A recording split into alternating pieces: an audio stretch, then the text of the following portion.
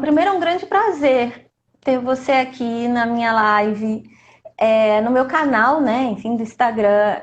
Nossa, um prazer enorme. A primeira vez que eu... Tem uma mosquinha aqui. A primeira vez que eu vi seu trabalho foi no Congresso de Psicologia e Desenvolvimento em Florianópolis. Ai, E eu que fiquei gostoso. encantada.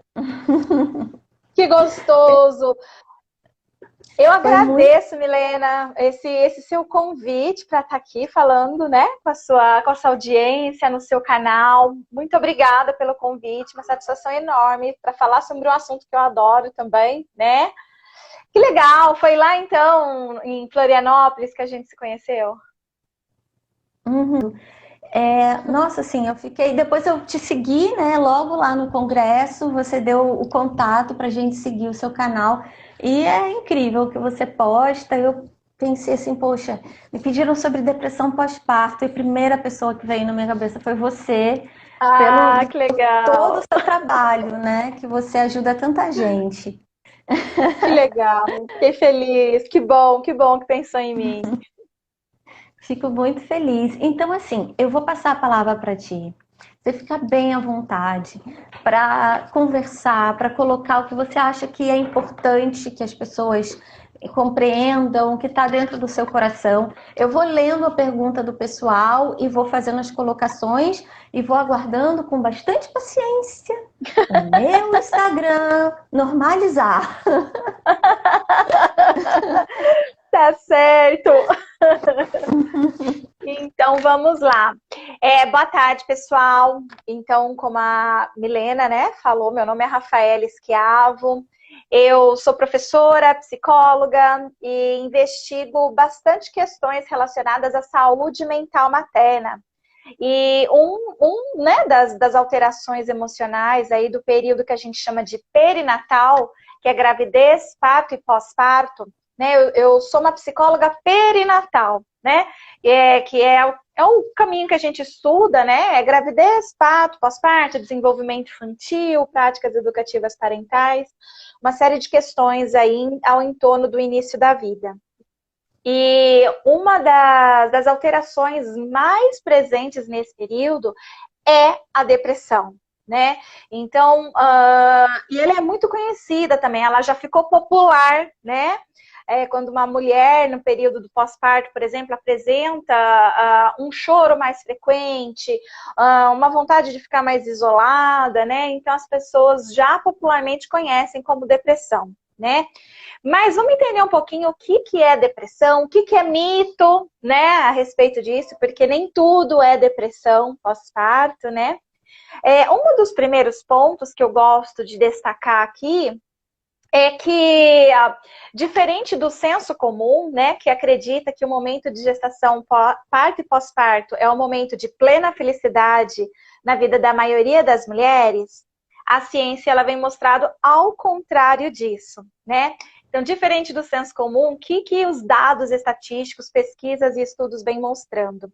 Que esse chamado período perinatal, da gestação até o pós-parto, é um dos principais momentos em que a mulher ela fica mais vulnerável para um adoecimento psíquico, né? Então, é quando ela pode apresentar alguma alteração emocional significativa, não só a depressão, como também estresse e ansiedade, né? Mas a depressão, ela é muito frequente, para a gente ter noção, a cada 4, uma vai apresentar sintomas de depressão, tá? Então, isso é muito importante, muito significativo. É um número muito elevado, né? Quando a gente tem a crença de que as mulheres estão felizes, na realidade, a cada 4, né? Que é um número pequeno, uma provavelmente não está plena e feliz, né? E aí, que é importante a gente saber sobre isso? Que no nosso país, a prevalência, né, a frequência de mulheres com sintomas de depressão nesse período é maior do que em países desenvolvidos. Então, se a gente pegar alguns países desenvolvidos, a gente não vai encontrar um número tão alto de mulheres nesse período perinatal, né, com sintomas depressivos, tá? Então, inclusive, esses sintomas depressivos nesse período estão ligados à baixa escolaridade e a baixa renda também, tá? Então, quanto maior vulnerabilidade social a mulher enfrentar, maior as chances dela também vir apresentar sintomas de depressão. E ao contrário do que a gente pensa também, os sintomas de depressão, eles não são mais comuns no pós-parto, mas sim na gestação. Então, quando a gente faz um estudo que é chamado longitudinal, o que é um estudo longitudinal? A gente pega uma população de pessoas e acompanha ela, né, ao longo de um certo período de tempo. Então, eu não pego aqui uma população e aqui outra. É a mesma em momentos diferentes. No caso, quando a gente acompanha um grupo de mulheres da gestação até o pós-parto, as mesmas mulheres, o que a gente percebe quando a gente investiga se ela apresenta ou não sintomas de depressão? Que uma porcentagem maior apresenta sintomas de depressão na gestação do que no pós-parto, tá? Outro dado importante é que até mais ou menos uns 15 anos atrás, a gente pouco investigava sobre sintomas de depressão no período da gravidez. Então, a gente focava muitos nossos estudos no pós-parto. E aí, dava uma prevalência alta e a gente falava, né? Olha, as mulheres, elas estão com depressão pós-parto. Mas para que a gente possa considerar que uma depressão ela é pós-parto, ela tem que ter ocorrido pós-parto, não antes, né? Então, depressão pós-parto. Então, o que a gente faz para poder identificar quantas mulheres apresentaram depressão no pós-parto mesmo, e não desde antes? Nós precisamos, então, verificar nesses estudos longitudinais que a gente vai acompanhando desde o antes, né? Quem não tinha depressão e passou a ter no pós-parto. E quando a gente verifica, então, essa população que a gente acompanhou, ó, essa porcentagem aqui já tinha desde a gestação e continuou apresentando no pós-parto. Mas essa porcentagem aqui não tinha na gestação e passou a apresentar no pós-parto. Que tem um nome também, é incidência, né? Quantos novos casos daquela doença surgiu na população, tá? Então, olha só, sem problema. Então, olha só, o que a gente percebe? Que apenas 7% das mulheres no pós-parto é que, de fato, apresentam depressão pós-parto. Diferente da prevalência, né, que a gente vê aí as pessoas falando. Que é muito comum, nós, né, aqui, que a gente trabalha com academia, né, Milena? A gente pega vários trabalhos para ler, então é muito comum eu pegar um trabalho para ler, por exemplo, de alguém que está fazendo, né, uma conclusão de curso, alguma coisa assim, e aparecer lá. 25%, 30% das mulheres no pós-parto apresentam sintomas de depressão pós-parto. E aí eu entro para corrigir. Não é que elas apresentam sintomas de depressão pós-parto, elas apresentam sintomas de depressão. E por isso é esse número alto, porque a grande maioria delas já estava desde a gestação. Elas só não foram cuidadas, não foi identificado, não houve nenhum tipo de tratamento, acolhimento. E aí elas continuam a apresentar no pós-parto. Porque quando você realmente investiga para descobrir quantas de fato apresentaram sintomas de depressão no pós-parto, essa prevalência cai muito. Então, ela vai ficar entre 4% a 7%, mais ou menos, dependendo da localização que você coletar os dados. Então, é um número bem abaixo do que, de fato, é publicado aí nos estudos. Porque algumas pessoas baseiam seus estudos ainda em artigos de 15 anos atrás, de 10 anos atrás, onde se investigava esse período, sem investigar desde o antes, né? Desde a gestação, por exemplo, tá? Quer que eu pare um pouquinho para fazer algum tipo de pergunta? Continue. Como que você prefere que faça, Milena? Eu estou observando aqui, por enquanto ainda não apareceram perguntas, apenas agradecimento pela escolha do tema. Então, que legal! Poxa, acho muito legal, porque é um tema tão importante, né? Da gente abordar e trazer essa dimensão do pensar a depressão durante a gravidez, né? Se fala em depressão pós-parto como se aparecesse depois, mas o olhar o durante e o antes. Então, ter esse cuidado com a saúde mental em todo o processo. né? Então, eu acho que isso que você Perfeito. coloca é super importante. Super. E aí, o que que a gente entende também, né? Quais são os fatores de risco para a depressão, né? Que eu vou Isso. chamar de período perinatal, tá? Quais são os principais fatores? Então, assim, maternidade na adolescência é um fator, tá? A mulher já ter apresentado algum transtorno mental em outra fase da sua vida, tá? Então, antes da gestação, em qualquer outro momento, se ela tem algum parente próximo, como pai e mãe, que apresentava o transtorno depressivo ou um outro transtorno também, aumentam as chances. Se ela teve um aborto anterior àquela gravidez, aumentam as chances. Se ela já é mãe de 3 ou mais filhos, aumenta também as chances de apresentar, né? Quanto menor a escolaridade, baixa renda também. Se ela sofreu violência doméstica, é um outro fator também importante aí que colabora bastante para um potencial risco de apresentar depressão, tá? Então, assim, esse grupo mais vulnerável, a gente fica aí um pouquinho mais atenta. Existe até um instrumento que o psicólogo pode usar no pós-parto. Não é um teste privativo do psicólogo, tá? Então, outros profissionais podem utilizar, mas ele é chamado de escala de depressão pós-parto de Edinburgh. É uma escala que ela é utilizada a nível internacional. Então, muitos países utilizam essa escala, tá? Então, repito, ela não é privativa do psicólogo, outros profissionais podem utilizar. E ela permite que a gente possa fazer uma triagem. Então, não é um instrumento de diagnóstico, né? Mas ela é de uma triagem e que já permite, após um score, né, uma pontuação, podemos entender que aquela pessoa está apresentando sintomas de depressão. E, por exemplo, quando nessa escala apresenta algum dado muito forte de que ela está tentando fazer mal a si mesma ou até ao bebê, é altamente indicado que essa mulher seja logo encaminhada para um psiquiatra, até para fazer, né, uma avaliação se ela vai precisar de uma medicação ou não, tá? O que ajuda a diminuir uma depressão no pós-parto?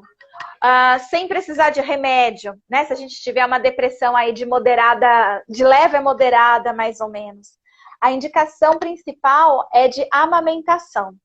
Na amamentação é liberado um coquetel de hormônios que eles vão ajudar a controlar, né, os hormônios cortisol, né, o estresse provocado por conta dessa alteração emocional, da depressão, e que promove o vínculo mãe-bebê também, né, porque tem um hormônio ali, inclusive, chamado ocitocina, e a ocitocina, ela é um hormônio da vinculação, é um hormônio do prazer, né, então, assim, orientar que a mulher não pare de amamentar e evitar, inclusive, que algum medicamento, né, que ela tenha que tomar, conversar com esse psiquiatra e tudo mais, né, evitando que ela pare de amamentar. Na realidade, ela precisa amamentar. Isso vai ser protetor, inclusive, caso ela não apresente, né? Então, assim, porque uma depressão no pós-parto, ela não ocorre imediatamente após o parto.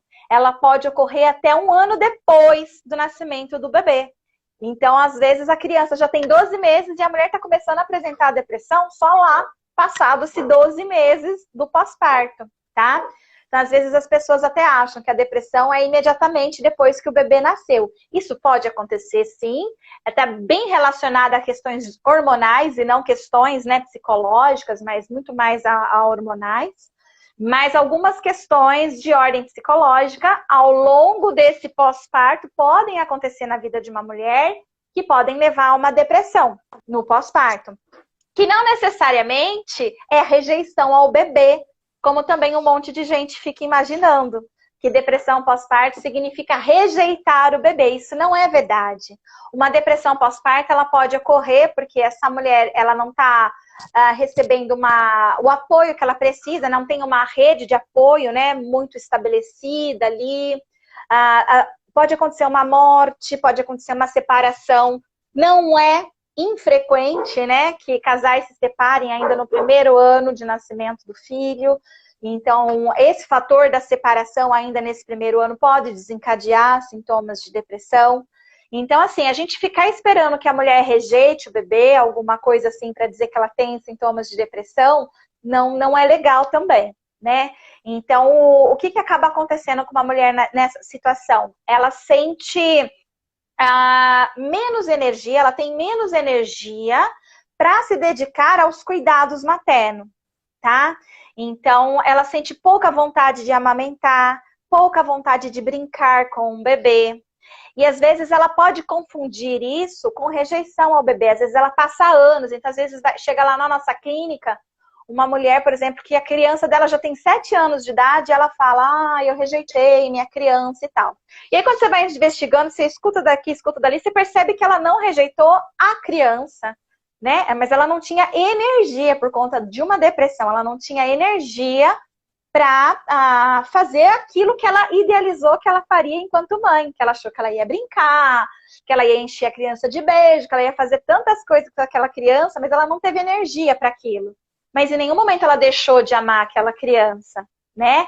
Alguns momentos ela chega até ligar para alguém, falar, pelo amor de Deus, vem aqui para casa, me ajuda, porque essa criança tá chorando e eu não consigo dar colo para ela.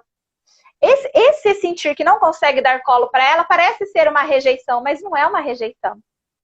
Né? Ela tá ligando para alguém vir dar colo. Então, quer dizer, o amor aí tá visível, ela que não conseguiu enxergar isso. E nós, psicólogos, se a gente não falar isso para ela, ela fica com aquela culpa que ela não tem durante muito tempo. Quando a gente consegue colocar em palavras isso e traduzir para ela o comportamento que ela teve, nossa, isso produz um efeito libertador, né?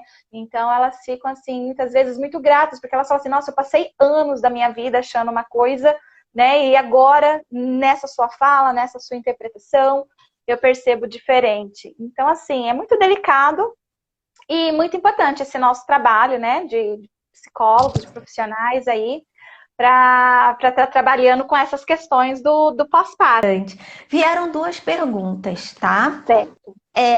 De 2 pessoas diferentes, a mesma pergunta, então pensando que está mobilizando. Uma pergunta foi: qual a diferença entre depressão pós-parto e baby blues? Se você Legal. comentou, eu te peço desculpas, porque como está travando, eu não consigo ouvir direito. E a outra pergunta é como ajudar uma amiga que está em depressão pós-parto. Então, essas 2 perguntas vieram. Show! Então, como ajudar uma amiga, eu vou responder primeiro, porque depois, para falar do baby blues, eu acho que eu vou demorar um pouquinho mais, tá? Pode ser? Ó, como você pode ajudar a sua amiga, então, que está com depressão pós-parto? Levando ela para um profissional da saúde mental, tá? Eu recomendo fortemente um psicólogo perinatal. Um psicólogo perinatal, ele é o profissional mais indicado para fazer uma avaliação aí da saúde mental dela. Porque ela pode tanto estar apresentando a depressão, como ela pode estar apresentando um baby blues, que eu vou falar já o que é, como pode ser, inclusive, algum outro, né, uma outra alteração emocional, às vezes um outro transtorno, tá? Mas, assim, falas como, olha, você não pode fazer isso ou falar isso, porque isso vai machucar o seu bebê, vai prejudicar o seu bebê, ele registra, sabe? Coisas assim que a gente, às vezes, até aprende na faculdade, e é verdade, né? Não são falas que aquela mulher está precisando naquele momento. Não é a nossa postura, então, né? Mesmo como amiga, né? De estar colocando essa mulher mais para baixo nessa hora. Então, a melhor forma que alguém pode ajudar é ouvindo, acolhendo, no sentido de dizer, eu entendo que... Ou dizer que não consegue entender o que está passando, porque nunca passou, mas acolhe, mas aceita, né?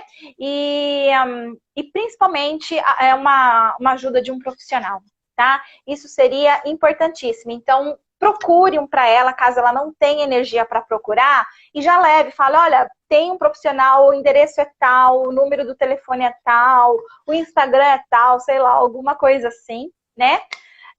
Indicando, porque esse profissional é o mais indicado, né? Porque casos de depressão não é caso que a gente consegue curar como amiga, né? Numa conversa de amigo. Uma conversa de amigo é bom, acalenta, te dá um aconchego, né?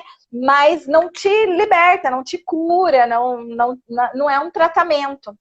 O tratamento, então, é com profissional mesmo. Então, um amigo, uma amiga nessa hora, realmente está indicando um profissional da saúde, tá? Se precisar de indicação de psicólogos perinatais, eu tenho um instituto que chama Mater Online. E tem um link onde aparece ali uma relação de vários psicólogos perinatais no Brasil inteiro, espalhados pelo Brasil. Então é só digitar materonline.com.br/indicação. E ali vai sair uma relação de psicólogos perinatais pelo Brasil inteiro. Agora vamos para a diferença entre depressão pós-parto e baby blues. Então, olha só, o baby blues, ele é uma disforia puerperal e não é um transtorno. Tá? Ele vai ocorrer em mais de 80% das mulheres no pós-parto. E ele, assim, deixa a mulher com uma alteração emocional no sentido de picos, né? Então, assim, a ambivalência é bem frequente. Ora ela tá muito feliz, ora ela tá muito triste, ora ela tá alegre, satisfeita, ora ela tá irritada, triste, ora ela quer ver pessoas, ora ela não quer ver pessoas, né? Então, assim, ela fica nesses polos de emoção, mas que não é considerado uma doença, não é considerado algo que precise de tratamento medicamentoso ou até psicoterápico, porque é um espaço, um momento normal, esperado no pós-parto. Ele vai durar cerca de 45 dias. E o início é geralmente após 3 dias do nascimento do bebê. Tá? Então, a mulher ela começa a ter essa chamada labilidade emocional, tá? Então, ela começa a sentir emoções que ela fala, meu Deus, eu não sei de onde está vindo, eu não sei por que eu tô chorando, né? Eu tô bem, eu amo meu bebê, mas muito disso está relacionado, além dos hormônios, claro, né? Que é uma bomba, né? O corpo tá uma bomba e fazendo homeostase toda, né? O corpo todo se recuperando para voltar ao que era antes da gravidez, né? Então, além de ter esses efeitos dos hormônios, ainda existe o efeito social. Porque você tinha ali uma maternidade idealizada, você tinha um bebê idealizado, e agora você tem uma maternidade real, que não é como você se imaginava. Eu me imaginava sendo mãe dessa forma. E na hora que você se pega ali, você fala assim, meu Deus, mas eu não tô sendo aquela mãe que eu queria ser, da forma que eu achei. Esse bebê não é do jeito que eu achei, que eu imaginei. Ele fica acordado, minha amamentação não tá dando certo, tá doendo, meu leite tá empedrando. Meu marido que falou que ia ajudar não está ajudando, ele já teve que voltar a trabalhar, ele tem que dormir à noite. A minha mãe que falou também um monte de coisas, parece que coisas, mas o médico fala outra, ela manda dar chá, o médico fala para não dar chá, nem água, nem nada, dá só o peito. Então, isso tudo, gente, deixa a mulher maluquinha, ela fica doidinha. Imagina, né? Vindo informação de tudo quanto é lado, de tudo quanto é jeito. Provavelmente ela nunca teve contato com criança. A primeira vez que ela vai ter contato é com o filho dela, né? Que ela vai ter contato com o bebê. Então, assim, isso deixa qualquer mulher piradinha, né? Então, isso é normal. Então, junta tudo isso, né? Aos efeitos, inclusive, dos hormônios aí, que o corpo tá voltando, né? Ao estado anterior à gestação. Aí a gente tem o chamado baby blues. Tá? Então, aquele instrumento que eu falei para vocês, que pode ser aplicado para verificar se a pessoa está apresentando ou não sintomas de depressão pós-parto, a escala de depressão pós-parto de Edinburgh, que eu citei, inclusive a indicação é para aplicar ela só depois de passado 45 dias. Por quê? Porque até 45 dias pode ser baby blues. Então, aí, se você aplica essa escala antes, alguns sintomas que ela vai marcar ali, que ela está sentindo, pode não ser de depressão, mas pode ser por conta do baby blues, por conta dessa loucura toda, dessa novidade toda, dessa transformação toda que está acontecendo, né, na vida dessa mulher, né, desse casal. Então, até 45 dias há uma adaptação, né, a toda essa situação. Então, aí ela já começa a se adaptar. Claro que você nunca consegue se adaptar a uma criança, porque tem uma criança de 1 mês, é diferente de ter uma criança de 6 meses, que é diferente de ter uma criança de 12 meses, né? A cada fase é bem diferente. Mas, assim, esse impacto, né, daquilo que era imaginado com aquilo que é real, aquela caída da ficha de tipo assim, isso que é ser mãe, né? Ninguém me falou nada, né? Ninguém me falou que ia ser desse jeito, né? Eu fantasiei totalmente diferente.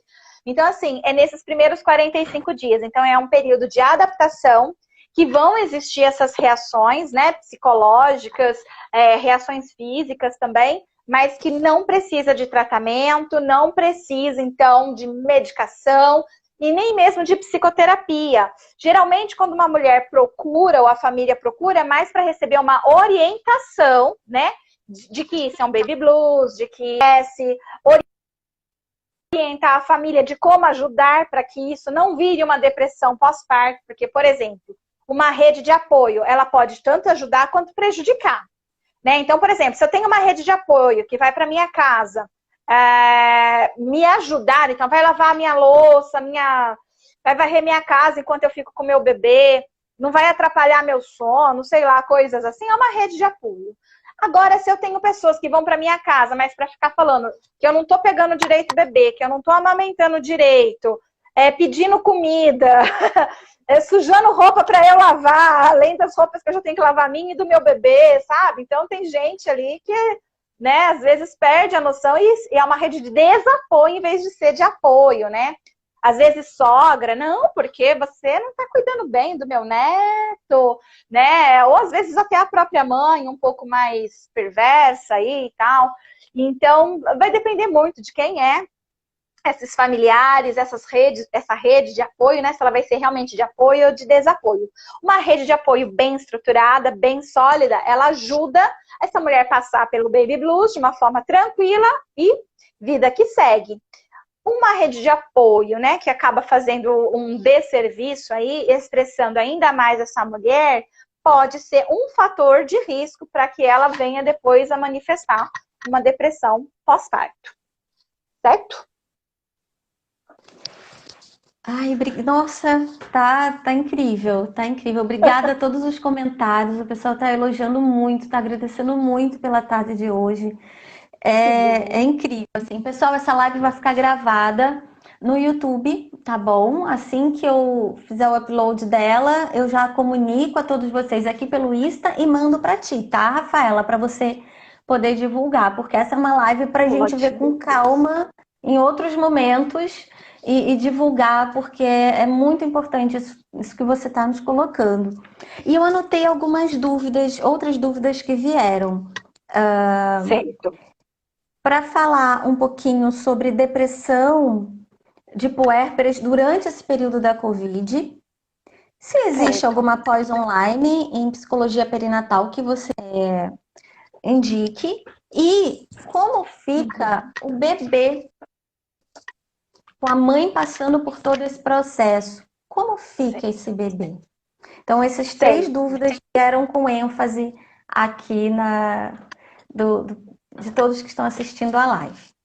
Show! Então, vamos lá. A primeira pergunta era sobre depressão e Covid, né? Nesse período de Covid.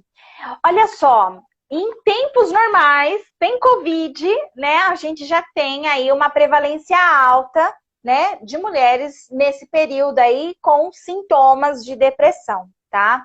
Então, isso significa que agora que a maioria das pessoas, né, estão cada vez mais preocupadas, mais ansiosas, com o cortisol sendo liberado aí na corrente sanguínea, né, de uma forma um pouco mais constante, até crônica, né, podemos dizer assim, porque a gente não está falando só do medo de contrair, né, o Covid, mas muitas outras coisas ao entorno, é o marido que perdeu o emprego, ela que perdeu o emprego, né, se ela tem outros filhos, eles não estão na escola, ela está em casa, tem que ficar em casa, tem que dar conta desses filhos, às vezes não tem uma relação conjugal tão positiva e aí é mais discussões. Então, assim, não é só o medo, né, de contrair o Covid, mas tudo que está implicando, tudo que está em volta aí, né, dessa mudança nossa de hábitos, dessa mudança nossa, dessa desorganização, né, que a gente foi obrigado, né, a viver agora, né? Então, isso sim influencia, com certeza, na saúde mental dessas mulheres, aumentando, com certeza, a probabilidade de vir apresentar depressão, tá? Tanto na gestação quanto no pós-parto. E assim, como não existe pesquisas ainda sobre saúde mental materna, a gente só vai conseguir futuramente, né, ter alguns dados se alguém se dispor a fazer esse tipo de pesquisa também. Mas claramente, para mim, isso é um fato, né, que as mulheres, nesse período, elas já apresentavam, né, uma prevalência maior de alterações. Então, agora, em períodos de Covid, isso aumenta ainda mais, porque a população geral teve esse pico, né? Esse aumento aí do adoecimento mental. Então, um grupo que já é vulnerável por si só, então acaba ficando aí mais exposto ainda, né? Então, sim, a gente tem que tomar um pouco mais de cuidados, né? Sim, temos atendimentos online ocorrendo de psicólogos, psiquiatras, né? Estão fazendo atendimentos online, não estão parados os atendimentos. O próprio Instituto Mater Online tem várias psicólogas que estão atendendo online, tá? Esses casos. Então, assim, quando a gente tem, inclusive, uma depressão mais leve, né? Não tem a necessidade, de fato, da gente trabalhar na mesma cidade, porque depois vai ter que ter um presencial, algo assim, né? Então, é importante fazer uma triagem, e aí na triagem que a gente vai poder identificar o nível, a gravidade desses sintomas de depressão. Dependendo, aí não é possível ficar só no online, né? Aí seria importante ter alguém da própria cidade. Mas, por outro lado, a gente está num impasse também, porque a gente não sabe até quando vai ter que atender online, né? Não vai poder ter um cara a cara. Então, mas vai que de repente acontece alguma coisa e logo a gente pode voltar, né, para o cara a cara. Então é sempre importante, ao buscar um profissional, buscar um da sua cidade, da sua região, porque se precisar futuramente ser no presencial, né, você já ter essa proximidade, tá? Mas a gente tem vários profissionais já atendendo nessa linha, sim. E aí, a outra pergunta eu esqueci. A última. Eu queria abrir um parênteses. Sigam o Mater Online, sigam a Rafala, porque vocês vão aprender muita coisa boa com o Insta dela, com o que ela comunica, os vídeos, enfim. Então, tem um monte de gente assim, tô apaixonada por psicologia perinatal agora. Então, segue. Porque vocês vão aprender muito. Investe se você está apaixonado, se teu coração está pulsando. É isso, a impressão que dá assim, me achei. Vai, segue. Porque é fantástico, né? Quanto mais pessoas trabalhando em prol da saúde mental, melhor é para todos nós. Então, hashtag fica a dica. E como fica o bebê da mãe que está passando por esse processo de depressão? Tem alguma decorrência no desenvolvimento do bebê? Enfim, existem pesquisas com relação a isso? Como é que você vê? Certo, tem pesquisas sobre isso, sim. São poucas, principalmente aqui no Brasil, mas são poucas, mas existem. Eu sou responsável por uma dessas poucas pesquisas, inclusive, né? O meu doutorado foi justamente para fazer uma associação do desenvolvimento infantil associado à saúde mental materna, tá?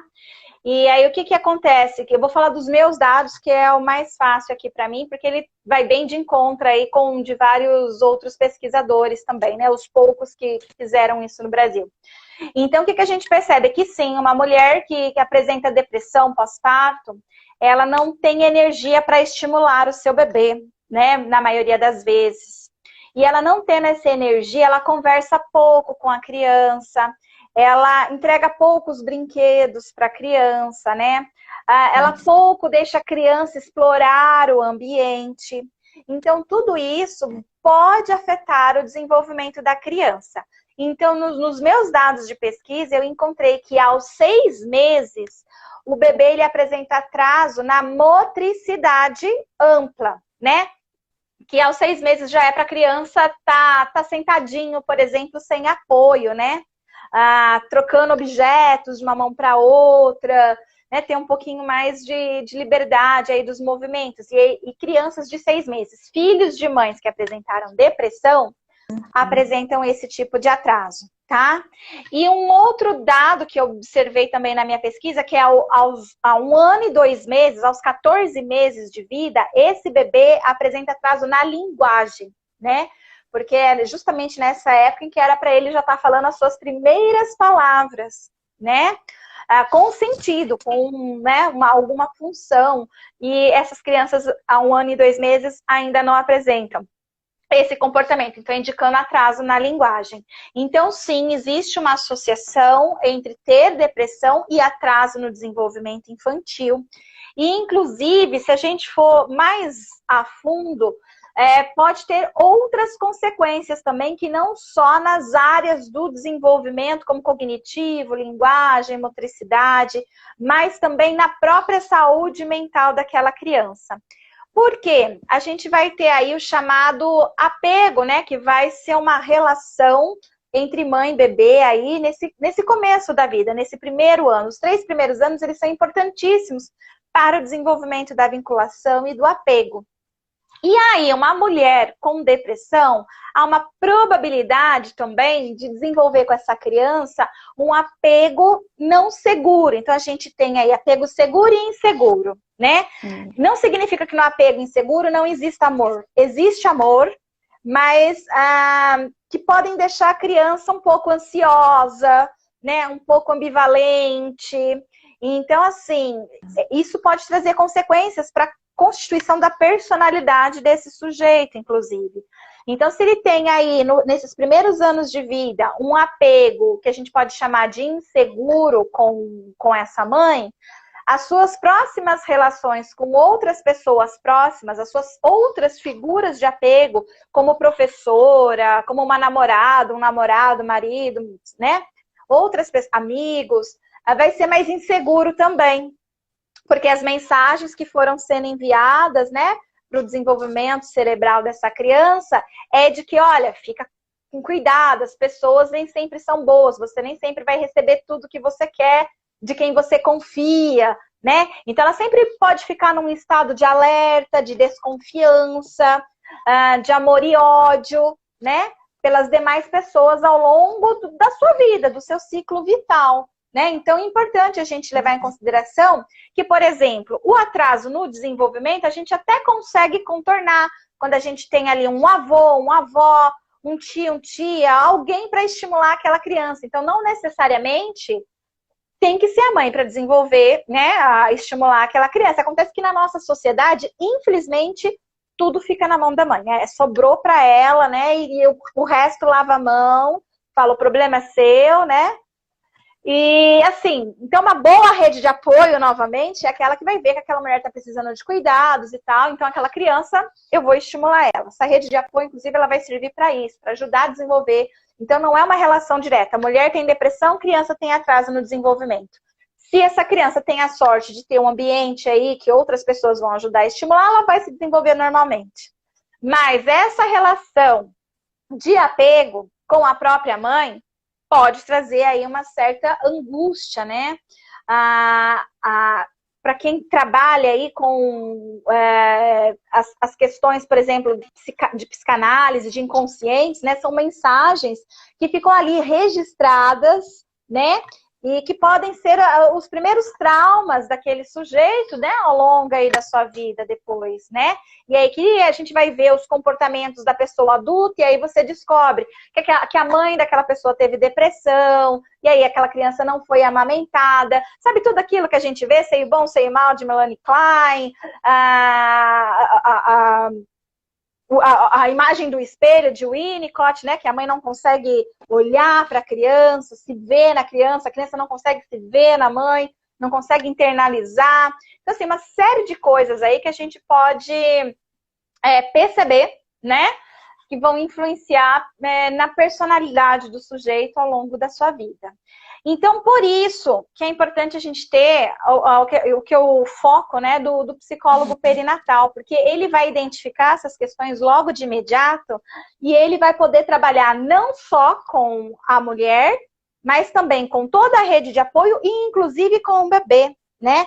Então, a gente tem até a chamada clínica com o bebê, que é a conversa dirigida ao bebê de uma forma que possa colocar para ele em palavras tudo que está acontecendo, e aí você consegue evitar que prejuízos venham a ocorrer aí na vida dele, né?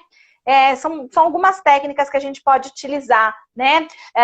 E trabalhando aí com essa vinculação e mostrando para essa mulher também, né? Como que ela pode, e respeitando o momento dela também, não é obrigando ela não quer pegar o bebê e você vai dizer, não, mas você tem que pegar o bebê, não é isso. É ir trabalhando as questões e no momento que ela se sentir à vontade, você faz essa reaproximação, né? E aí essa vinculação ela vai acontecendo. Então, o que era uma vinculação, né, que não estava indo para um lado positivo, né, um apego inseguro, ele pode ser transformado num apego seguro com a intervenção de um bom profissional aí, né, de um psicólogo que saiba trabalhar com essas questões, né? E aí que eu acho lindo, né, na psicologia perinatal é justamente essa prevenção que a gente faz. A gente não precisa esperar aquele adulto, né, aquela criança se tornar um adulto e ir para a nossa clínica e ficar lá reclamando de vários problemas, né? A gente consegue já intervir lá no comecinho da vida para que ele possa ter um desenvolvimento diferente, saudável, né? E tudo isso a gente trabalhando logo ali, naquele momento do início da vida mesmo. Uhum. Não sei se travou, para mim travou um pouquinho agora. Não sei se vocês estão me ouvindo. Sim, consigo te ouvir. Tá. Para ti, você falou uma palavra que eu vejo como uma palavra-chave, vínculo, né? Então, entender essa construção do vínculo é importante. Que todos na família possam compreender isso para que alguém possa colaborar com o desenvolvimento desse bebê quando a mãe não puder. Então, que entre alguém. E uma indicação, estudar sobre estresse tóxico. Certo. Quer que eu fale sobre ele? Pode ser, pode falar sobre estresse tóxico. Tá. O estresse tóxico é aquele que acontece em bebês no início da vida, né? Então, ele pode afetar todo o desenvolvimento do sujeito. Então, quando essa criança ela é exposta, né, a um estresse muito forte, uma situação de violência, de negligência muito forte ainda nesses primeiros 3 anos de vida, né? As mensagens que são enviadas, então, para o nosso desenvolvimento, né? Neuronal e tal, vão sofrer aí algumas influências, né? E que podem, inclusive, modificar o nosso comportamento. Então, vamos supor, vocês já ouviram falar de epigenética, né? Epigenética é quando a gente tem lá, a gente já tem a nossa genética, algumas determinações, mas algo que acontece no meio ambiente, né, no social ali, interfere mudando na nossa genética.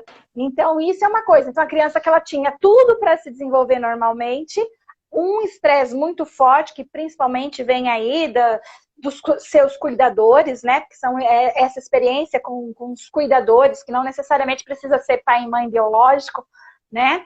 Então, muitas coisas podem acontecer aí nesse início da vida que vão influenciar, então, de forma negativa. E aí essa pessoa ela vai ficar mais vulnerável para adoecimentos mentais, transtornos mentais ao longo da sua vida. E é realmente uma área de extrema importância. Eu vejo que durante muito tempo esse olhar para a maternidade foi relegado, inclusive pela ideia de romantismo, né? Romantizar a maternidade. Então, tu não poderias falar que você não está bem, que você não está feliz. E isso contribuía ainda mais para fechar dentro de si. Então, esse movimento de compreender nas linhas da ciência, de abrir a escuta para essas mulheres é extremamente importante. E quando tu cuida da mãe, tu cuida do desenvolvimento da criança. Então, Perfeito. é entrelaçado, né? Não tem como não entrelaçar. Então, uma mãe bem cuidada, compreendendo a si, tendo uma rede de apoio adequada, ela vai conseguir cuidar melhor da criança e, por conseguinte, vai conseguir construir um apego melhor, vai conseguir trabalhar, entender, compreender o estresse tóxico, como amenizar o estresse tóxico ou não chegar lá, né? É muito comum, hoje em dia ainda escuto pessoas dizendo que eu deixo meu filho dormir, meu bebê chorando no berço até dormir. Olha, já existem evidências de que, né, isso não é adequado. Mas, enfim, tem tanto conhecimento e as redes sociais estão disseminando, né, de uma forma tão importante. Então, nossa, eu te agradeço muito. Infelizmente, já está acusando aqui. Gente, passa muito rápido, é impressionante. Eu te Passa. agradeço muito. Uma pergunta aqui que tem a ver com o que eu estou falando. Esse conhecimento poderia ser incluído como disciplina a partir do 5º ano para adolescentes? Ano seria a 6ª série da minha época, tá, gente? Desculpem.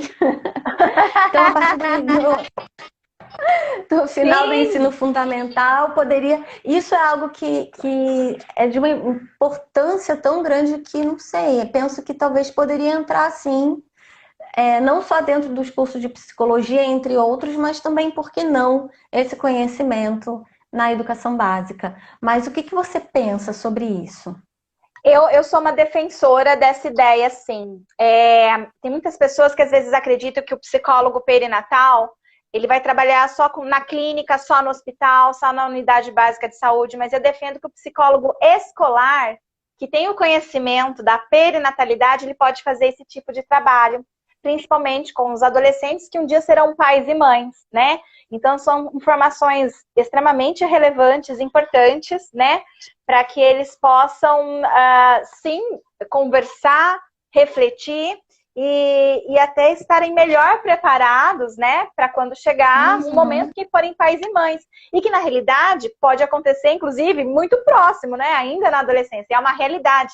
20% das gestações do nosso Brasil, no nosso país, no Brasil, vem de mães adolescentes. Né? Então é uma porcentagem muito grande, 20%, né? Das gestações serem aí de adolescentes. Então, assim, há uma alta probabilidade que ali no ensino fundamental, antes de terminar, antes de concluir, alguém ali engravide, sim. Então, é importante ter uma disciplina que trate desses assuntos, sim.